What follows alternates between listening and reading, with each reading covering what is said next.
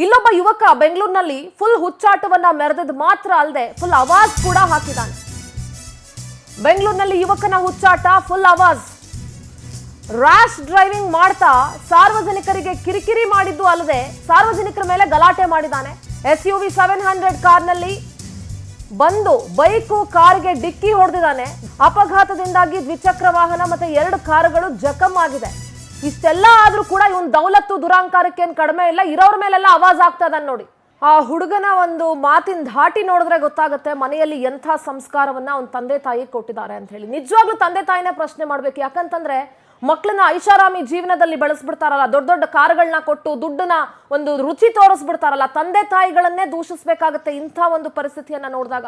ಎಷ್ಟು ಜನಕ್ಕೆ ಬಾಯಿ ಕೊಡ್ತಾ ಇದ್ದಾನೆ ನೋಡಿ. ಅಟ್ಲೀಸ್ಟ್ ಆಕ್ಸಿಡೆಂಟ್ ಮಾಡಿದೀನಿ, ಒಂದು ಸಾರಿ ಕೇಳಬೇಕು ಅನ್ನುವಂಥ ಮಿನಿಮಮ್ ಮಾನವೀಯತೆ, ಕಾಮನ್ ಸೆನ್ಸ್ ಇಲ್ಲ ರೀ ಅವನಿಗೆ. ಎಷ್ಟು ದುರಾಂಕಾರದಲ್ಲಿ ಏನ್ ಮಾಡ್ಕೋತೀಯ, ನನ್ನ ಹತ್ರ ಇಂಥದ್ದು ಇನ್ನೂ 5 ಕಾರ್ ಇದೆ ಅಂತ ಕೇಳ್ತಾನೆ. 5 ಅಲ್ದಾದ್ರೆ 10 ಇಡ್ಕೊಳ್ಳೋ ನೀನು. 5 ಅಲ್ದಾದ್ರೆ 10 ಕಾರ್ ಇರ್ಲಿ ನಿನ್ನ ಹತ್ರ, ನಿಮ್ಮ ಅಪ್ಪನ ಹತ್ರ. ಯಾವನಿಗೆ ಬೇಕಾಗಿದೆ? ನಮ್ಗದ ಅವಶ್ಯಕತೆ ಇಲ್ಲ. ಆದ್ರೆ ಅವ್ರ ಹತ್ರ ಇರೋ ಒಂದು 2 ವೀಲರ್ಗೆ ವ್ಯಾಲ್ಯೂ ಇದೆ. ಇಂಥ ದೊಡ್ಡವ್ರ ಮನೆ ಮಕ್ಳಿಗೆ ಬುದ್ಧಿ ಹೇಳೋರು ಯಾರು?